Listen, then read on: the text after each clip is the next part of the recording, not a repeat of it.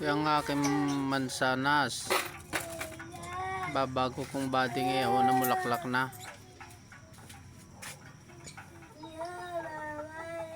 Madami pa akong ililipat.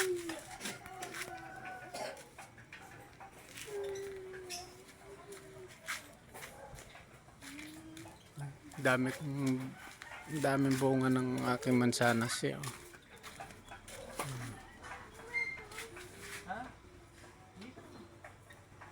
Yan. Yan o. Nagbubungahan na.